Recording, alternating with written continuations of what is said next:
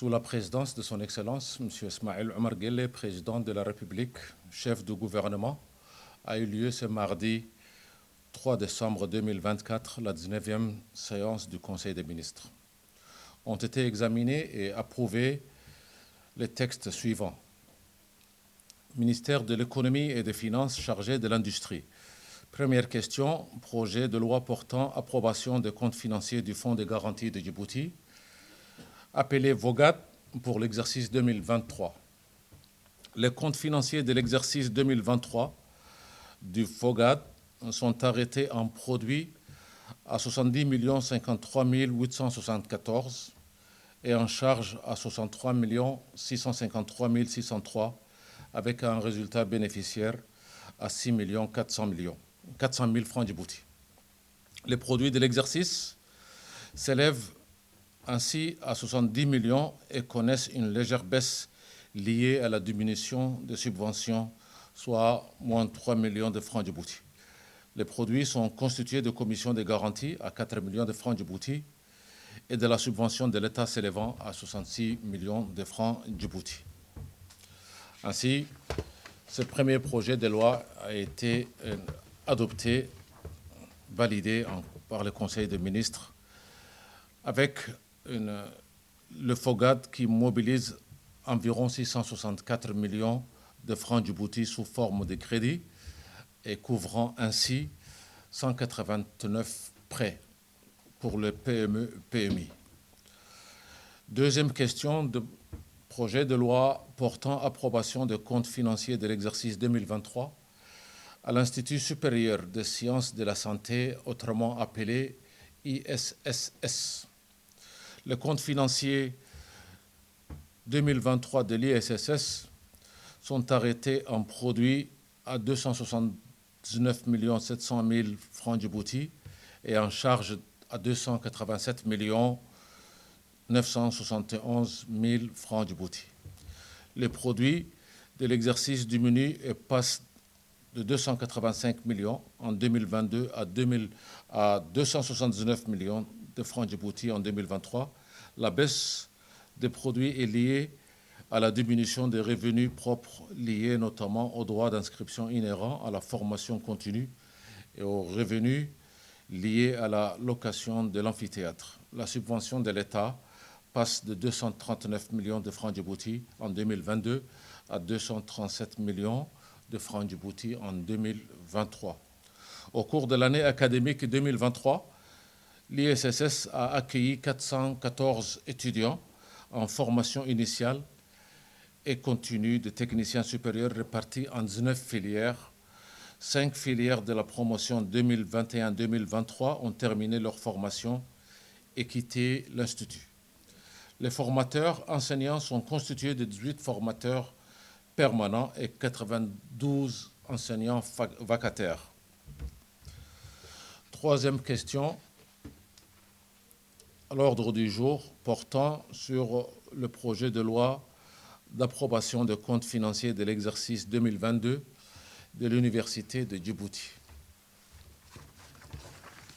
Les comptes financiers de l'Université de Djibouti pour l'exercice 2022 sont arrêtés en produit à 3 270 136 000 francs Djibouti et en charge 3 501 289 000 francs Djibouti.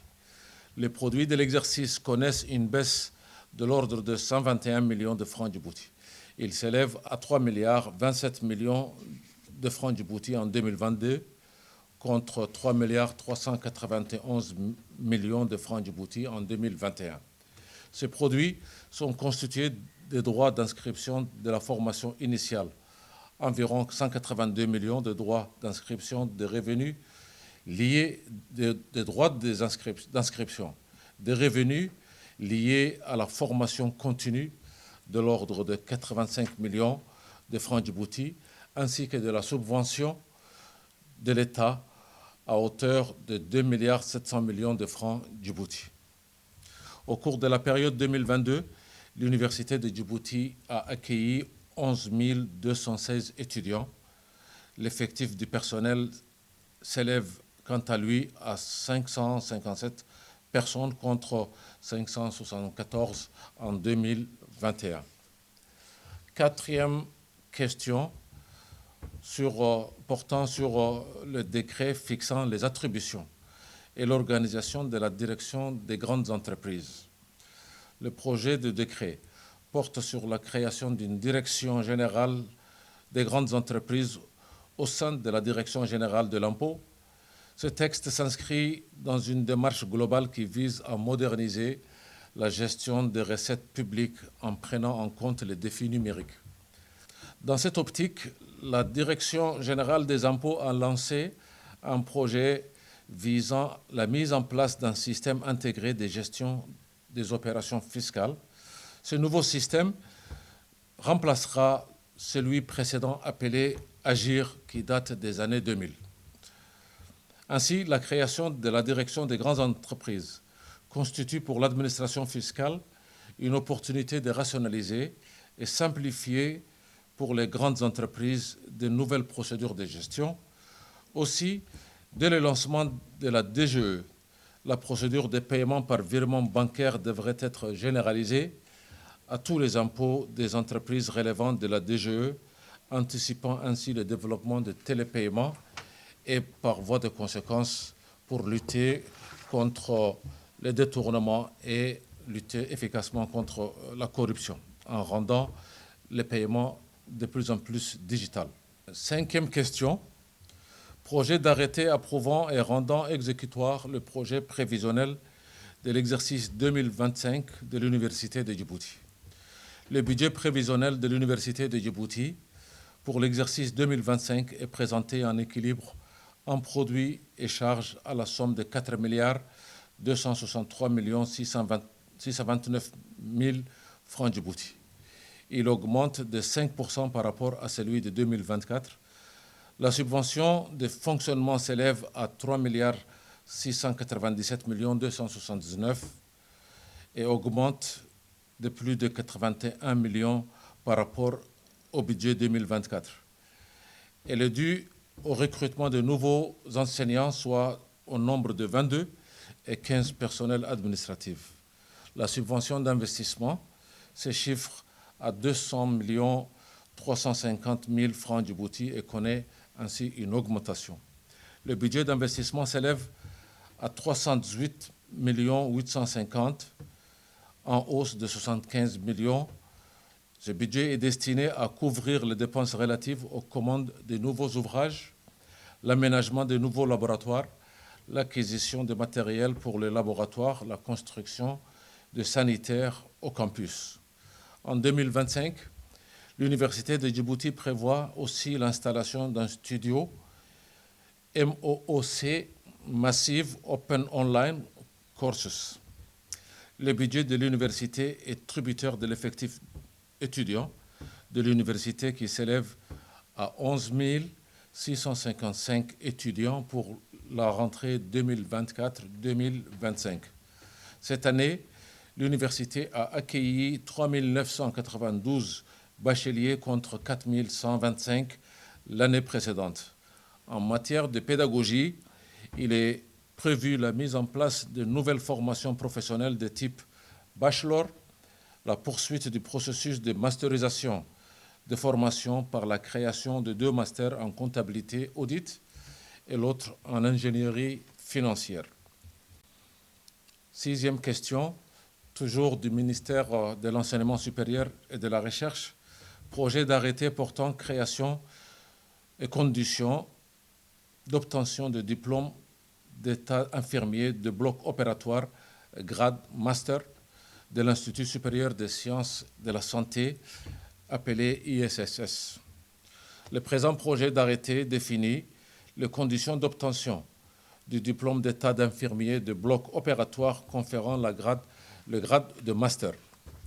La formation conduisant au diplôme d'état infirmier de bloc opératoire est accessible aux candidats titulaires du diplôme d'état infirmier et ayant exercé au moins 5 ans dans un service de soins. La durée de la formation est de 2 années continues. La finalité de cette formation est de permettre à l'infirmier de bloc opératoire diplômé d'État d'assurer des soins de qualité au sein d'une équipe pluriprofessionnelle. L'adoption de projets de texte témoigne de la volonté du gouvernement de former des spécialistes dans plusieurs domaines capables de contribuer et de répondre aux besoins de développement du système national de santé. 7e question. Projet d'arrêté portant création et conditions d'obtention du diplôme cadre de santé de grade master de l'Institut supérieur des sciences de la santé. Le projet d'arrêté porte sur la création d'un nouveau diplôme intitulé cadre de santé grade master de l'Institut supérieur des sciences de la santé. La formation conduisant au diplôme cadre de santé est accessible aux candidats titulaires de diplôme d'État sage-femme et ayant exercé au moins 5 ans dans un service de soins. La formation se déroule sur 2 ans continus. L'adoption de ce projet d'arrêté vise à renforcer les ressources humaines de notre système de santé et de proposer des possibilités de poursuivre des études à travers les parcours de formation LMD. 8e question portée par le ministère de la Santé et portant projet d'arrêté approuvant et rendant exécutoire le projet de budget prévisionnel 2025 du Centre hospitalier universitaire de Djibouti. Le présent budget prévisionnel 2025 du CHU de Djibouti est présenté en recette à 5 400 156 000 francs Djibouti et en dépenses à 5 400 millions de francs Djibouti. Le budget est en augmentation de plus de 239 millions de francs Djibouti. Il passe de 5 milliards en 2024 à 5 400 millions de francs Djibouti.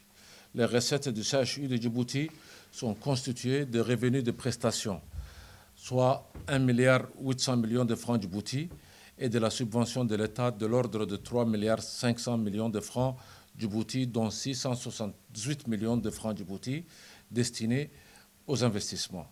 Les dépenses de fonctionnement prévisionnelles s'élèvent à 4,47 milliards de francs Djibouti en 2025 contre 4 milliards 75 en 2024. Elles sont constituées des achats, mais également des autres charges externes et des charges du personnel.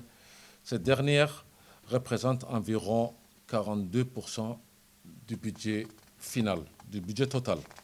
En 2025, le budget d'investissement du CHU de Djibouti s'élève à 922 millions de francs Djibouti.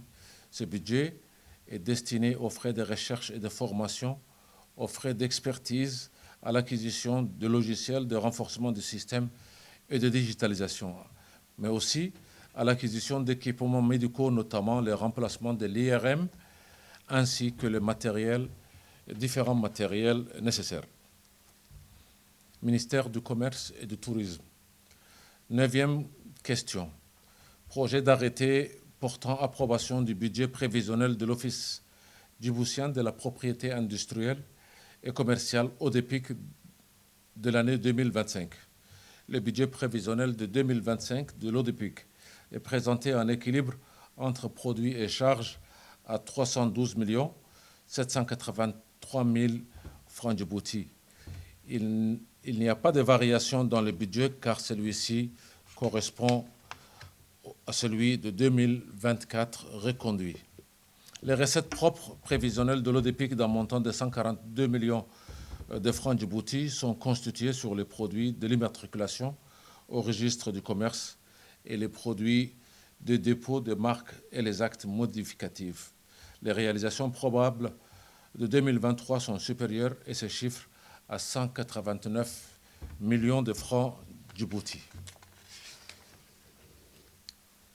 L'ODEPIC prévoit en 2025 le déploiement de la stratégie de la promotion de la propriété industrielle appelée SPPI, la migration totale vers un système d'IPSA en for cloud et la valorisation des produits du terroir. En fin de séance, le ministre de la Justice et des Affaires pénitentiaires chargé des droits de l'homme a rendu compte de sa visite de travail à Botswana, le ministre de l'Enseignement supérieur et de la Recherche a également rendu compte de sa participation à la 16e édition du forum MEDEIS. Le ministre de l'Énergie, chargé des ressources naturelles, a fait un rapport sur sa participation à la 16e édition du salon minier qui s'est tenu du 26 au 28 novembre à Dubaï.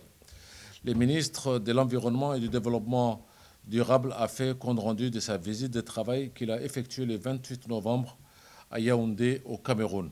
La secrétaire d'État chargée des investissements et du développement du secteur privé a également rendu compte de sa visite de travail qu'elle a effectuée du 23 au 26 à Riyad, en Arabie saoudite.